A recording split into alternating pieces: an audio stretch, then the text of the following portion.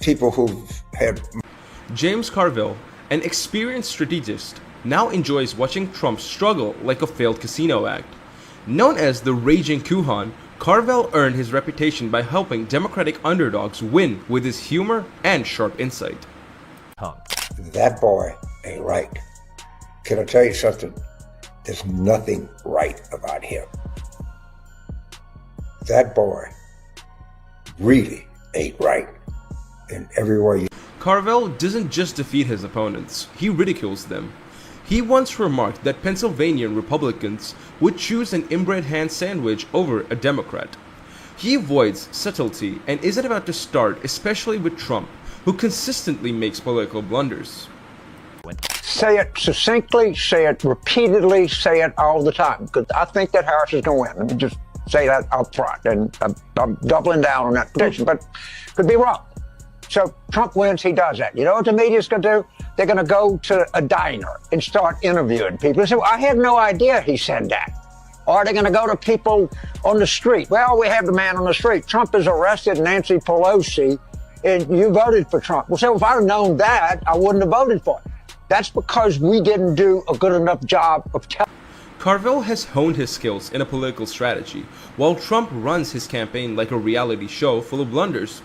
Carville, experienced in war rooms, must find it easy compared to Trump's focus on self-promotion and failed universities. Invitation to you a month ago when you first wrote those words, because we thought, what will Carville say when that deadline comes? What do you think? Carville knows how to win elections, while Trump knows how to bankrupt casinos. Now, Trump is losing in public opinion, not just the courts. Carville sees this as Trump's support shrinks even among his base due to his 91 felony charges and limited vocabulary. Carville enjoys mocking Trump, knowing he's right. Trump act is getting old, his anger and compliments are tired. Even his supporters are starting to wonder if it's time for a change. We have a president who is siding with Belarus and North Korea and Russia. I'm sorry, that's a crisis. We have a president that has appointed some of the most incompetent people you can imagine to the United States Congress. We have a president who is starting a trade war with our three biggest trading partners, and we're watching the beginnings of which could be a financial meltdown that we can. Carville knows Trump's power is fading. Every rant pushes him further into irrelevance. His approval dropping fast, like his casinos. Even Republicans are backing away. The GOP sees the warning signs. The GOP sees the danger ahead. If you go to the Drudge Report, and I think it'll still be up, there's a story that talks about Trump having hand cuts, and you can link to it. They don't look like cuts to me. They look like sores. And I've asked a number of MDs what medical condition manifests itself through hand sores, and the answer is immediate and unanimous: secondary syphilis. All right, I think there's good. Trump's 2024 campaign flips between rallies and courtrooms. Stadiums are out. Now he's waiting outside courtrooms facing 90 felony counts. Fraud, documents, drama. It's all routine now. The best part? Trump once claimed he could shoot someone on Fifth Avenue and keep voters. Turns out he didn't need to pull the trigger. There's been concern among many people on the Democratic side about how Biden is faring. You took it up a notch, and I heard about this from people in Washington. Heard the White House noticed it. You said the voters don't want this. That's in poll after poll after poll. You can't look at what you look at and not feel apprehension here. That landed in the New York Times. Obviously, like I mentioned, you speak precisely for a reason. And here's some more. Some Trump loyalists still cling on, but many see he's fading. His worst fear. James Carville isn't just watching the fall, he's mocking it. For him, Trump is spoiled milk, a sinking ship, and a dazed boxer still swinging. With every Trump misstep, Carville delivers another cutting remark, relishing the moment he always expected. Let's assume the election was November the 3rd of this year. And they said the candidates are Joe Biden, the Democrat, Donald Trump, the Republican, Joe Manchin and Larry Hogan, no labels, and Cornel West. Trump would be a betting favorite, all right? And so somebody. Carville knows it's not just the lawsuits, it's exhaustion. People are tired of the chaos, the rants, the same old drama. Trump's not losing from scandal. He's losing because he's boring. Even the loyal fans are thinking, are we really doing this again? We have a guy in the Oval Office that at best, the best interpretation of him, he's anti-American. I'm beginning to come to the conclusion that he actually hates the country. Yeah. Not that he's, it's the only thing that in my mind, that can. Carville sees Trump's brand fading, not with a bang, but through a slow, embarrassing decline, and he's mocking it every step of the way. The real question, does MAGA die with Trump or morph into something even stranger? His would-be successor, DeSantis, Haley, and others struggled to match his appeal. DeSantis tried but came off as robotic. Haley wants MAGA support without fully committing, a risky game. The rest are either too afraid to challenge Trump or too dull to stand out. And I think she's got this piece of barbed wire and is sticking it right up his fat fucking ass. Yeah, that's right. You think about this. Going in and out. And he's begging, oh, please, Melania. And she said, you know what you did to me with Stormy Daniels? Do you know what you've done to me with all your vulgar talk? Do you know what you've done to me the way you pay no attention to a child? You have any idea of what I think about you? And then Carville calls it a gift. Trump's decline is pure theater. The GOP's left with knockoffs, the media tuning out, and even the jokes feel recycled. Trump wasn't made to fade quietly, but honestly, he wasn't built to last either. Crisis, you have a chance to build it up. And by the way, this is a war that's not going to be culminated in the short. The first major battle is going to be the first Tuesday in November of 2026. Yeah. So let's leave the light brigade in reserve right now. I'm not saying we shouldn't use it, okay? But let that not be our first thing. And so that's my rationale. Is I just want to tell people, yeah, we got to do something, but we got to do something smart that has a long-term plan. Trump's collapse isn't sudden. It's slow, messy, and almost funny. Every scandal should have ended him, but he keeps digging. He's like a gum on a subway seat, loud, sticky, and getting worse. Carville's watching, grinning. Is Trump done? Maybe. Does he know it? Not a chance. Debate. I watched 3 minutes, I took 2 gummies, and I started listening to country music because I knew this thing was not going well at all. No. It was too painful to watch, but I can show you that to this day I could walk back to the room I was in the hotel, and I texted the director of the documentary, and I told him I'm taking 2 gummies and watching country music. This is too. Trump's not falling to scandal. He's fading into irrelevance. The media moved on. The GOP's eyeing life without him. Even his base is tuning out. Sure, there might be one last stunt, but the grip he once had, it's gone. Treat this like the moment it is. The whole experiment of the United States is at risk. Let's act like it. Let's don't do stunts and candlelight vigils and all of the other crazy, goofy stuff they do. This is where we are. Let's rise. America's about to do the unthinkable. Tune Trump out. No cameras, no headlines, just silence. And that's his real nightmare. Not losing, but fading. Carville's laughing, watching Trump yell into the void. The crowd's gone, the spotlight's off, and that's all that's left is noise. Leave the stage. Jack dropped 4%. Elon Musk went on Larry Kudlow's show and said we ought to either cut or eliminate Social Security, Medicare, and Medicaid. How do you get in front of that? All right? There's no way to do that. So my point is, do you want to go there and bang canes at the State of the Union, or flash auction signs? Or do you want to have a dignified and determined response to the absolute threat this poses to the United States? Carville's final prediction?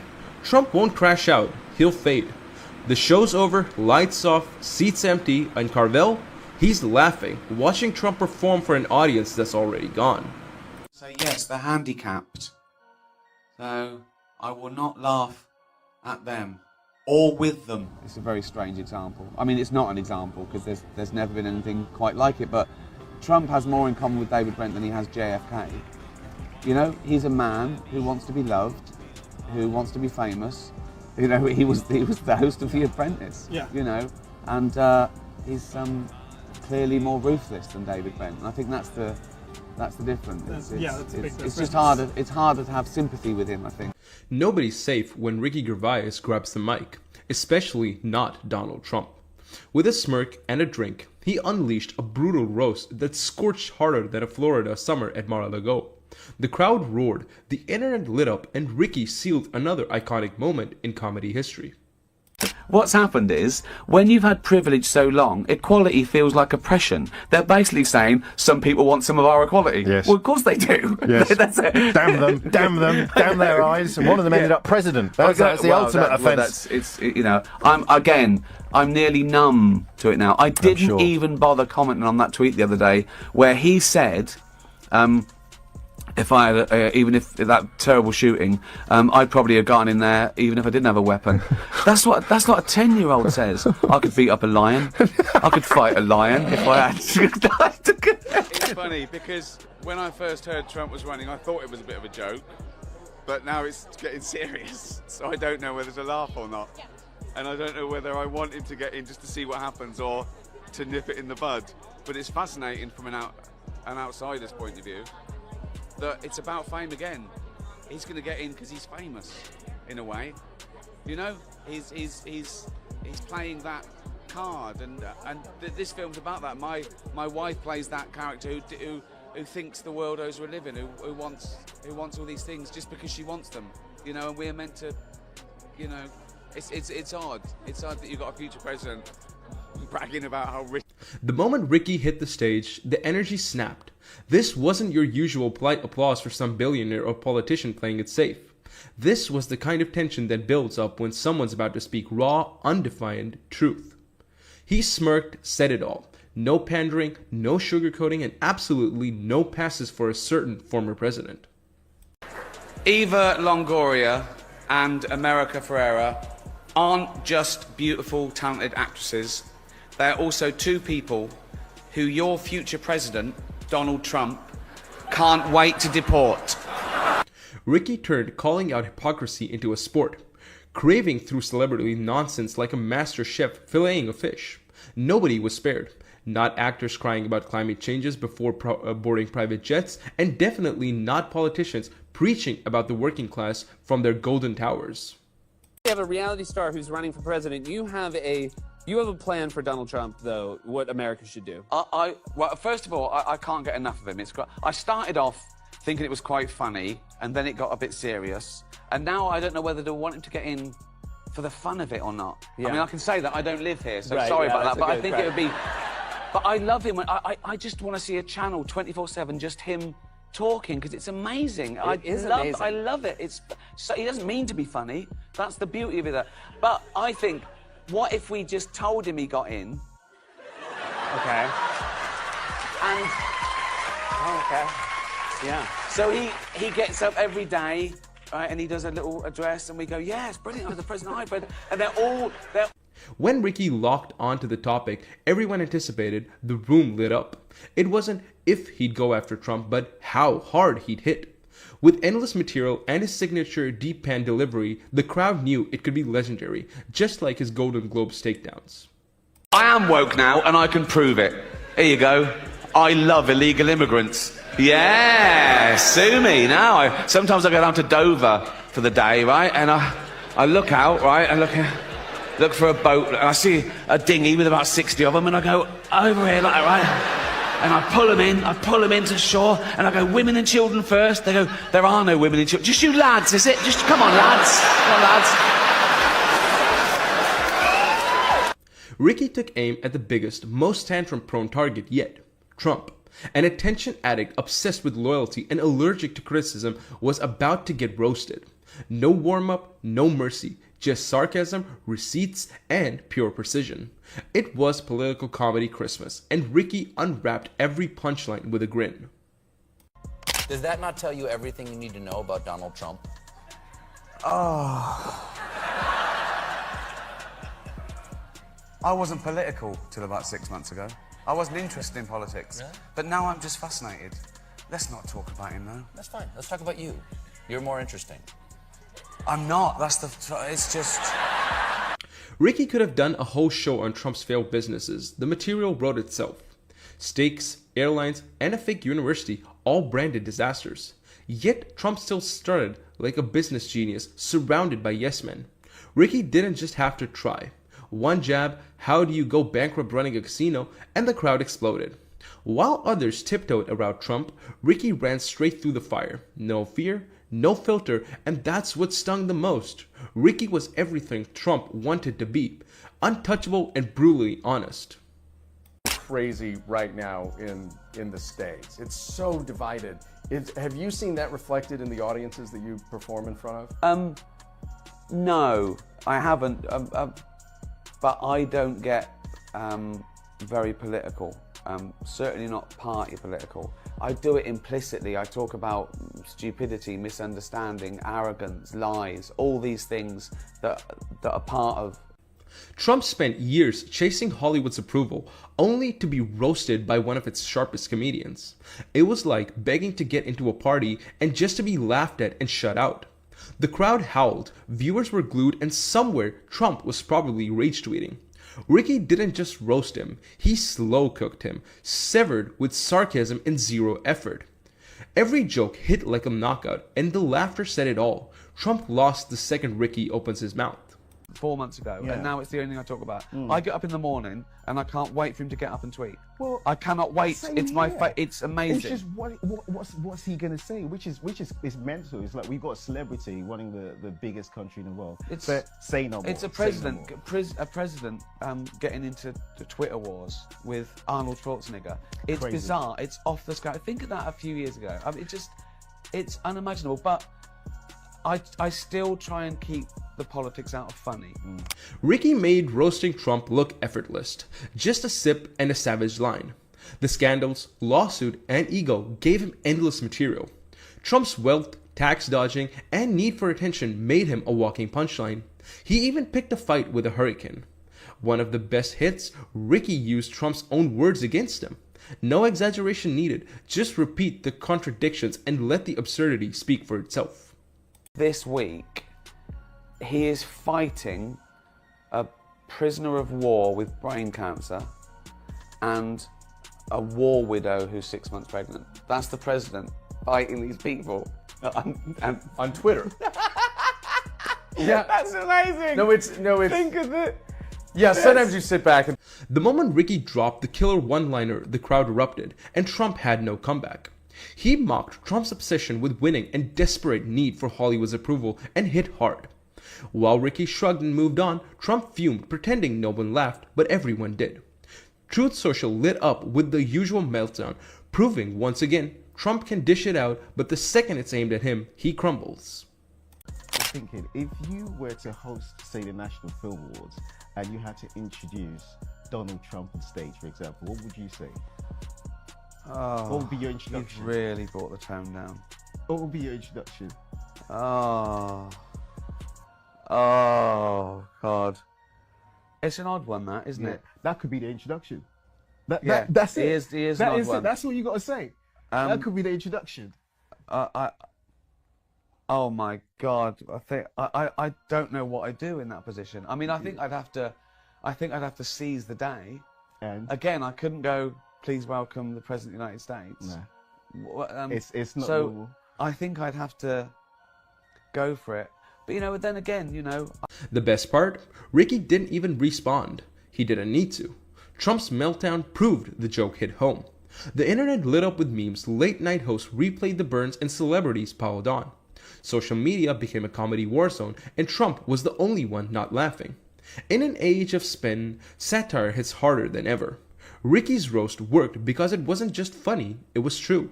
He had nothing to lose, no agenda, just the freedom to say what everyone's thinking. And when the whole room laughs and nods, that's truth hitting its mark. I think he's got that childlike narcissism that he sort of, if he says it, it sort of might be true. But I think there's a bit of troll about him. And there's no one in his life to tell him that he's being a wazzock. He's never had to do or achieve anything in his life. You know, this is a man who's, you know, people fell for him because he was a good businessman. Well, actually, someone looked at it, right, and they worked out that if he'd have just put his acquired, inherited wealth on the top 50 stocks, he'd be $6 billion richer than he is. So he's effectively lost money over his... Trump wants celebrity status but can't handle the spotlight. He keeps picking fights with comedians who are built to shred egos, and he always loses. You can spin facts, but there's no defense when the room's laughing at you. He can't resist jumping in even when he's already losing. The only question is how badly he'll fumble the response, maybe with a rant about "we'll call you elites," missing that Ricky roasts everyone, not just him. Politics till the last sort of couple of years, and now I can't wait for him to wake up and tweet. George Conway obliterated Trump live on air with calm precision, dismantling his lies and lawsuits without raising his voice. Trump, expecting the usual, left looking like a broken wind-up toy, unable to adjust before Conway's surgical takedown. I was offered the job